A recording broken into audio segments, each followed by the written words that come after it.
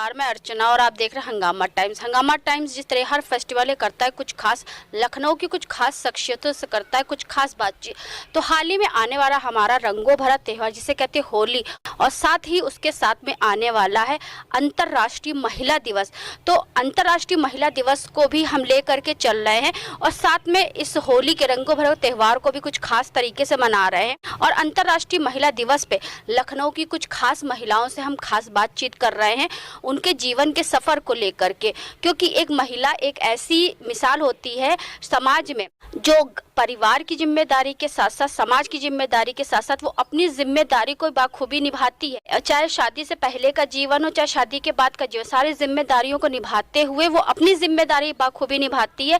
तो ऐसे ही लखनऊ की कुछ खास महिलाओं से हम आपसे रूबरू करवा रहे हैं, चाहे समाज का क्षेत्र हो, चाहे सर्विस का क्षेत्र हो और चाहे किसी कला का क्षेत्र हो।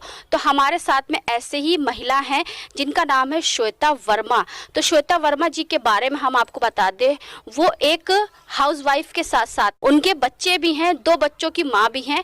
साथ में उनका पारिवारिक जीवन बहुत ही खुशहाल है। उसके साथ साथ वो समाज की जिम्मेदारी निभाते निभाते साथ में वो अपनी जिम्मेदारी भी कुछ बहुत अच्छे से निभा रही हैं। वो कला के क्षेत्र में उन्होंने डांसिंग का क्षेत्र चुना। डांसिंग के क्षेत्र में कई डांस होते हैं लेकिन उन्होंने कथक यानी क्लासिकल डांस को चुना और उनका इस सफ़र को कम से कम 10 साल से ज़्यादा हो गए हैं।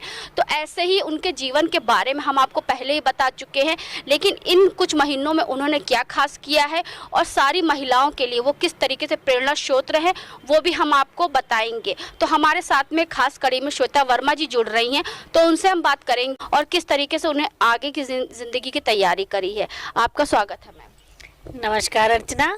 हंगामा टाइम्स के सभी दर्शकों को मेरा प्यार भरा नमस्कार। देखने वालों को बहुत बहुत शुभकामनाएं कि आपका महिला दिवस की शुभकामनाएं और होली की भी बहुत शुभकामनाएं। तो मैम ये बताइए, जिस तरीके से हमने आपके जर्नी के बारे में पहले भी हम बात जान चुके हैं कि आपने कला के क्षेत्र में जो है डांस के क्षेत्र में आपने कथक को चुना। कथक में कम से कम आपको 10 साल हो गए हैं, 10 साल से ज़्यादा का सफ़र आपका हो गया है। तो इस समय हम लोग जो कर रहे हैं आपका महिला दिवस स्पेशल कर रहे हैं। तो हमने जैसे आपकी जर्नी पहले भी दिखाई दर्शकों को, लेकिन अब जो हम आपको दर्शकों से आपको रूबरू करवाएंगे वो पहले एक बेटी, फिर एक बहन, फिर एक पत्नी, फिर एक माँ और फिर एक कलाकार। इस जो सफ़र है आपका अभी तक का जो सफ़र, उसमें क्या क्या उतार चढ़ाव आपने देखे? देखिए, स्त्री का जीवन हमेशा उतार चढ़ाव ही रहा है और परिपूर्ण तो किसी का जीवन नहीं होता। बचपन में मेरी माँ का, मैंने आपको पहले भी बताया था, उन्हीं के वजह से आज मैं यहाँ हूँ। उनका बहुत सहयोग रहा। शादी के पहले देखिए आपके ऊपर जिम्मेदारी नहीं होती है, घर की जिम्मेदारियाँ नहीं होती हैं और मैंने बचपन में भी सीखा। लेकिन कहते ना कि इच्छा आपकी दबी होती है, तो वो दबी इच्छा थी। स्टेज परफॉर्मेंस में तब से करती थी, 4 साल की उम्र से करती थी। लेकिन एक जो होता है कि बड़े बड़े जब आप कलाकारों को देखते हो तो आपको लगता है कि मैं भी ऐसे मंच पे करूं, तो वो इच्छा थी, कोई बात नहीं। और कहते ना भाग्य, शादी हुई, शादी के बाद बच्चे हुए, मैं अपनी जिम्मेदारियां निभाती गई। मैंने कभी सोचा भी नहीं था कि मैं फिर से दोबारा से शास्त्रीय कथक वो भी शुरू करूँगी। फिर मैंने शुरू किया और अपनी गुरु आरती शुक्ला के निर्देशन में मैंने शुरू किया। उनकी बहुत मुझे गाइडेंस रही और मैं शुरू करती रही। कहते ना कि आप करते चले गए, आपको प्रोग्राम मिलते चले गए और धीमे धीमे सफ़र आपका बढ़ता चला गया। कठिनाइयाँ बहुत आई, कठिनाइयाँ शुरू में बहुत आती हैं क्योंकि आपका घर भी होता है, बच्चे भी होते हैं, फिर शरीर आपकी बॉडी जो होती है, कहते हैं ना कि एक टाइम के बाद, आप बहुत टाइम के बाद आपने शुरू किया क्लासिकल में, आपको फिटनेस, आपको एनर्जी लेवल, आप बहुत चीज़ों का ध्यान रखना पड़ता है। तो उन चीज़ों को आपको फिर से मेंटेन करना, फिर से उसकी उस ज़िंदगी में आपको आना, और कहीं ना कहीं आपको कलाकारों के बीच में, आप जब आप मंच पे जाते हो तब सिर्फ कलाकार होते हो। आप ना किसी की पत्नी होते हो, ना किसी की माँ होते हो और ना ही किसी की बेटी होते हो। सिर्फ ऑडियंस भी आपको एक कलाकार की ही दृष्टि से देखता है। उसका आपका जीवन के बारे में, आपके जीवन में क्या चल रहा है, उससे उसे कोई मतलब नहीं होता। प्रोग्राम अच्छा लगेगा तो तालियां पड़ेंगी, नहीं लगेगा तो गालियां पड़ेंगी। वो तो है ही मैम, क्योंकि कहते नहीं हैं उगते सूरज को सभी सलाम करते हैं। और मैम ये बताइए, जैसे कि शादी से पहले आपके परिवार में कौन कौन था? शादी के पहले तो बस मेरे पापा, क्योंकि इंजीनियर रहे तो पापा की जॉब रही, जहाँ जहाँ पापा की सर्विस रही। जैसे मिर्ज़ापुर में मेरी कथक की शुरुआती शिक्षा हुई थी, गिरजापुरी से हुई थी, सॉरी। तो मिर्ज़ापुर में गिरजापुरी भी मैंने सीखा, तो पापा वहाँ रहे। फिर लखनऊ हम लोग आ गए थे फिर लखनऊ में हम रहे तो हमारा भाई था छोटा और मैं थी और मेरी मम्मी पापा, बस 4 ही लोग थे परिवार में। ऐसे जैसे कि पढ़ाई के साथ साथ में आपने अपना जो डांस भी शुरू करके रखा, तो उसमें घर का काम और प्लस जो भाई की जिम्मेदारी, माता पिता की जिम्मेदारी, उसमें कितना क्या आपको देखना? देखिए, घर में तो स्त्री का जीवन ऐसा होता है कि आपको दोहरी जिम्मेदारी निभानी पड़ती है। लाख कुछ दुनिया आगे बढ़ जाए, स्त्रियों से हर सारी उम्मीदें होती ही हैं। घर की बेटी है तो भाई वो काम करके जाए, काम करता ही है। हाँ, तो बेटे से उम्मीद नहीं होगी पर बेटी से होगी। लेकिन हाँ, हम करते थे, हम लोग भी करते थे। पर हाँ, ये है कि पढ़ाई भी जारी रखी, कार्यक्रम भी जारी रखे और अपना जो चीज़ें थी उनको हमने धीमे धीमे आगे बढ़ाया। क्योंकि मैंने इसलिए करा ना, क्योंकि जैसे आज की जो जनरेशन है, जैसे उनको गर्ल्स हॉस्टल में छोड़ दिया जाता है, तो वो लोग कहते नहीं है कि घर की जिम्मेदारी, काम भी करना पड़ा, इस वजह से मैं पढ़ाई नहीं कर पाई या मैं किसी और फील्ड में नहीं जा पाई। तो ये कहाँ तक सच? नहीं, देखिए अर्चना, आप भी एंकर हैं, मैं भी एक कलाकार हूँ। मैं यही कहूँगी, जहाँ चाह होती है वहाँ राह होती है। राह आपको खुद बनानी पड़ती है, कोई आपके लिए राह नहीं बनाएगा। आपको गाइडेंस मिल जाएगी अगर आप चाहेंगे तो। वो भी आपको बच्चे ये है, आपको हेल्प कर देंगे, आपका पति आपको हेल्प कर देगा, आपके पिता माता सब। करना आपको खुद ही है, तय आपको करना है कि आपको क्या करना है। क्योंकि सिर्फ सोचने से नहीं होता, सोच करके उसे हमें करना भी पड़ता है। बिल्कुल करना पड़ता है। उतारने के लिए आपको संघर्ष करना पड़ता है, आपको 4 लोगों की बातें भी सुननी पड़ेंगी, काम भी करना पड़ेगा, घर में भी आपको सब जिम्मेदारियां निभानी पड़ेंगी। जिम्मेदारियों से मुक्त होके आप नहीं, घर से भाग के कुछ आप नहीं कर सकते ना। शादी से पहले आपका 4 लोगों का परिवार, शादी के बाद आप कितने लोगों के बीच में आई? शादी के बाद भी देखिए, मेरा क्योंकि हस्बैंड वहाँ देहरादून पोस्टिंग थी, फर्स्ट पोस्टिंग, तो वहाँ मेरे साथ हम दोनों ही थे। ऐसा कुछ मेरी जिम्मेदारियाँ, टचवुड में लकी रही, भाग्यशाली रही कि ससुराल की भी सबसे छोटे होने के नाते मुझे कोई ऐसी बहुत जिम्मेदारियाँ नहीं रही कि आपको ये जिम्मेदारी करनी, पर जो मिली वो मैंने करी भी, ऐसा नहीं है। लेकिन हाँ, ये था कि ऐसा शुरू में मेरे पास कोई ऐसा वो नहीं था कि मेरे पास बहुत कोई जिम्मेदारी थी। तो मैंने अपनी लाइफ शुरू में तो अपने, कहते हैं ना शादी के बाद अपने ही आप दुनिया में रहते हो, तो ये तो कभी मैंने सोचा ही नहीं था। ये तो मैंने बहुत बाद में सोचा है कि हाँ, मैं कथक अपना शुरू करूँ ये चीज़। तो मैम वही जी, इस महिला दिवस में इसलिए हम खास कर रहे हैं लखनऊ की कुछ खास महिलाओं से, क्योंकि कुछ महिलाएं ऐसी होती हैं जो कहती हैं मैं इस वजह से घर से बाहर नहीं निकल पा रही हूँ या मैं उस वजह से घर से बाहर नहीं निकल पा रही हूँ, और वो अपनी मजबूरी को दर्शाती हैं। तो इस बारे में क्या कहें? एक्चुअली वो, जैसे कुछ लोगों की आदत होती है कि ये सब बातें कह के आप किसी का सिंपैथी ले लो, लेकिन उससे आपका जीवन नहीं आगे बढ़ता। हमने क्या कहा, आपको अपने अंदर से मजबूत होना पड़ेगा। आप में दृढ़ शक्ति, आपके अंदर आत्मबल, आपके अंदर इच्छा शक्ति होनी चाहिए। आपको कोई नहीं रोक सकता। कितनी महिलाएं हैं जिन्होंने जीवन में संघर्ष किया, उनके आप जीवनियाँ पढ़ते हो, वो लोग खुद संघर्ष करके बढ़ी। देखिए, संघर्ष तो आप ही को करना पड़ता है। मैं सभी महिलाओं से यही कहूँगी, आपका जीवन है, आपको जीना है, आपको तय करना है, समाज और घर तय नहीं करेगा। क्योंकि जहाँ संघर्ष है वहाँ हर्ष भी, क्योंकि संघर्ष के साथ खुद भी हर्ष जुड़ा हुआ है। लेकिन आप संघर्ष करेंगे तो आगे चल करके आपको अपने आप पर खुद हर्ष होगा। बिल्कुल होगा। और आज मैं जिस मुकाम पे अपने आप को पाती हूँ, जब मैंने शुरुआत की थी तो ऐसा नहीं है, लोग की बातें हैं, लोग कहते हैं अरे कहाँ, तुम्हें क्या करना है, किसी सी कमी है, क्यों शुरू कर रहे हो, क्या करना, क्या मिलेगा। हर काम मिलने के लिए नहीं शुरू करना चाहिए। पहली बात तो ये, आप अपने लिए कर रहे हो। दूसरी बात, आप में एक आत्मविश्वास जगता है। जब कोई महिला खुद करती है तो आप उसके अंदर आत्मविश्वास होता है, और ये बहुत बड़ी चीज़ है, यही होना चाहिए।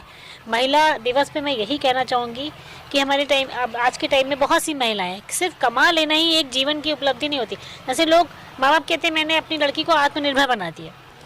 आत्मनिर्भर एक पैसे की दृष्टि से तो आपने बना दिया, पर आप बाकी लोग की मानसिकता बदल पाएंगे? नहीं बदल पाएंगे। ऐसा नहीं होता। आपको सबकी मानसिकता भी बदलनी है, खुद की भी, औरों की भी, घर की भी, घर में और लोगों की भी, क्योंकि उसके प्रति जो दृष्टिकोण है वो तो वही रहता है ना। कितनी, वरना आप देखिए जो आप आजकल जॉब भी कर रही हैं, तो क्या वो सबका जीवन बहुत सुखी है? नहीं, क्योंकि उनके घर में भी प्रेशर, ये नहीं होती, इससे नहीं आता ना। महिला दिवस पे सशक्तिकरण का क्या मतलब है कि आप उनको भी थोड़ा सा उस चीज़ के लिए प्रोत्साहित करें, जो घर में भी रह रही हैं, जो मतलब हाउस वाइफ भी जो घर भी देख रही हैं, तो उनको भी ये चीज़ पता होनी चाहिए कि हमें ये कर रहे हैं तो उसका मुझे एक प्रशंसा मिलनी चाहिए। कि महिला खुद ही अपने में एक शक्ति है, बस उसको अपने आभास करना है। जिस तरीके हम आपको दिखा रहे हैं कि श्वेता वर्मा जी जो एक कथक के क्षेत्र में काफ़ी एक अच्छी कलाकार है, उन्होंने बहुत जगह पे अपने कला का प्रदर्शन किया है। हाल ही में अयोध्या में जब शिलान्यास हुआ तो उनको बुलाया गया था, वहाँ पे उन्होंने वो प्रेजेंटेशन भी दिया था। अभी जो आपका लखनऊ में G2 को लेकर तैयारी करी, उन्होंने भी उसमें बहुत ज़्यादा अपने कला का योगदान दिया। तो मैम जैसे अयोध्या का सफ़र कैसा? हाँ, जब इंटरव्यू लिया था जब आपने, तब हम अयोध्या में करने जा रहे थे। तब मेरा उसके बाद दीपोत्सव का प्रोग्राम हुआ, वो बहुत अच्छा था क्योंकि योगी जी जो माननीय मुख्यमंत्री जी हैं वो हमेशा जाते ही हैं, और दीपोत्सव एक बहुत बड़ा कार्यक्रम अयोध्या में कई सालों से जब से मुख्यमंत्री जी से मनाया जा रहा है, तो बहुत अच्छी तरह से वहाँ पर।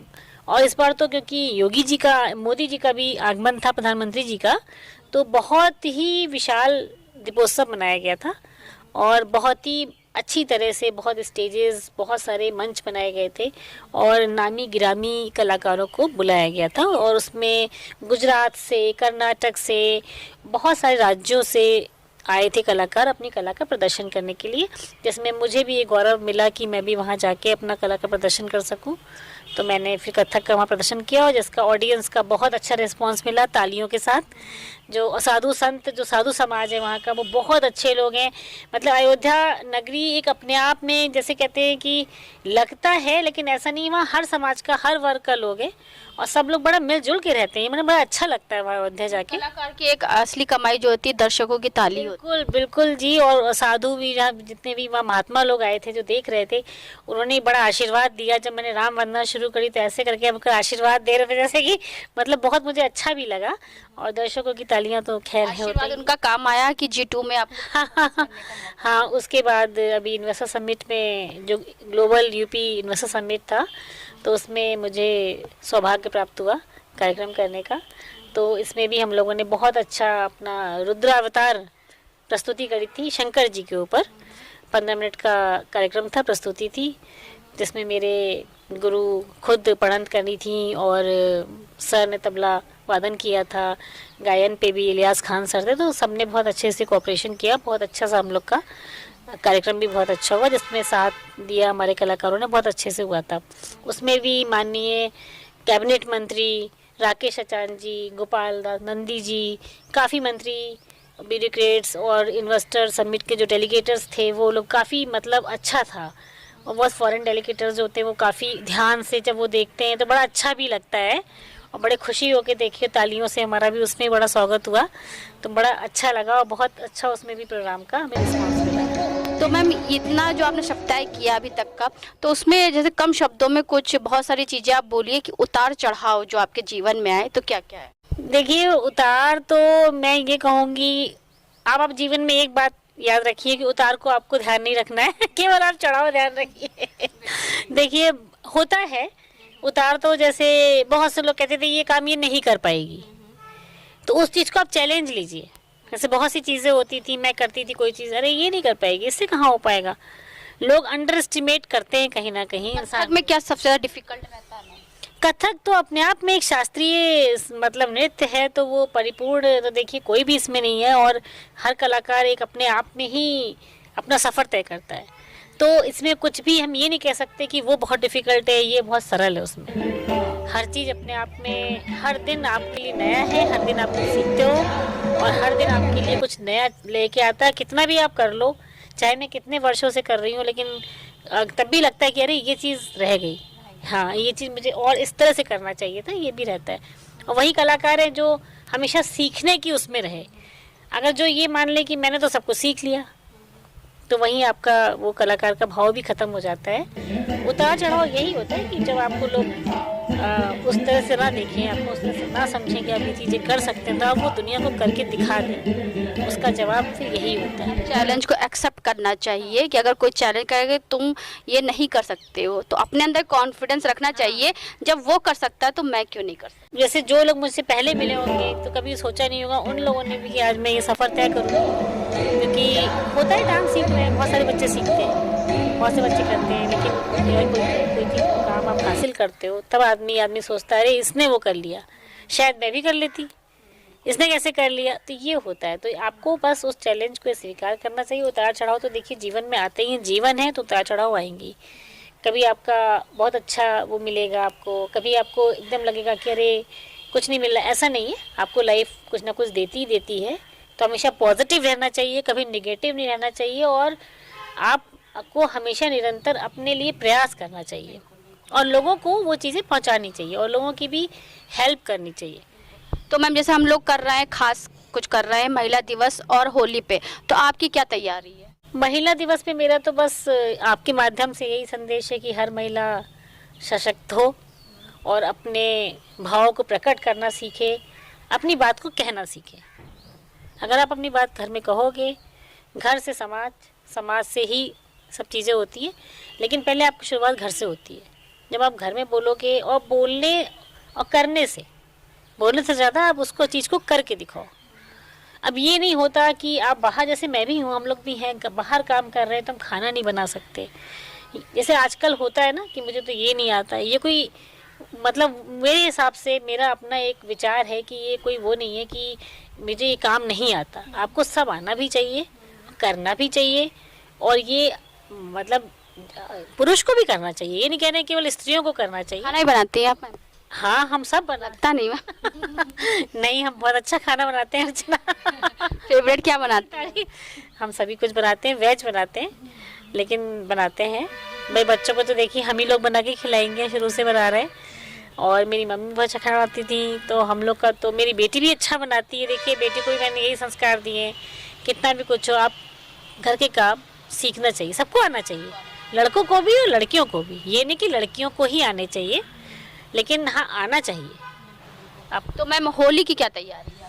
होली पे तो देखिए जैसे अपने हिंदू सभी सब घरों में क्या बनता है, वही पापड़, चिप्स, गुजिया, कलर खेलना, रंग खेलना।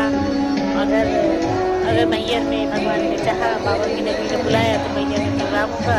होली के बाद अगर वहाँ मौका मिला तो वहाँ की प्रस्तुति होगी। फूलों की होली की तैयारी है मैम? हाँ बिल्कुल। अभी मैंने इन्वेस्टर समिट में भी फूलों की होली करी थी, ब्रिज की होली, तो बहुत अच्छा रिस्पॉन्स आया था। हम लोग फूल वूल लेके गए थे सब। उसके बोल थे, कन्हैया घर चलो गुइया, आज खेले होली।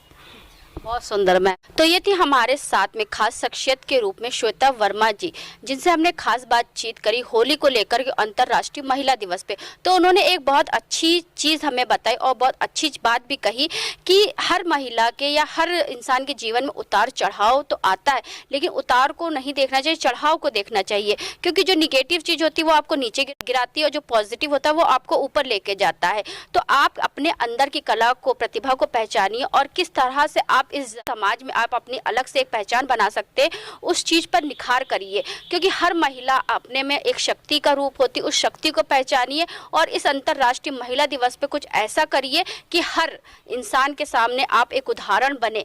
तो इसी विशेष कड़ी में आज हमारे साथ में थी श्वेता वर्मा जी, जिनकी विचारधारा आपने सुनी कि होली को लेकर के भी उनकी क्या तैयारी है, सभी को क्या शुभकामनाएं दी। तो ऐसे हमारे साथ बने रहिएगा, हम आपको दिखाते रहेंगे कि इस लखनऊ नगरी में यानी कि नवाबों के शहर में होली के साथ साथ में अंतर्राष्ट्रीय महिला दिवस कैसे मनाया जा रहा है और लखनऊ की जो खास महिलाएं हैं वो क्या संदेश दे रही हैं। तो धन्यवाद, बने रहिएगा हंगामा टाइम न्यूज़ चैनल के साथ।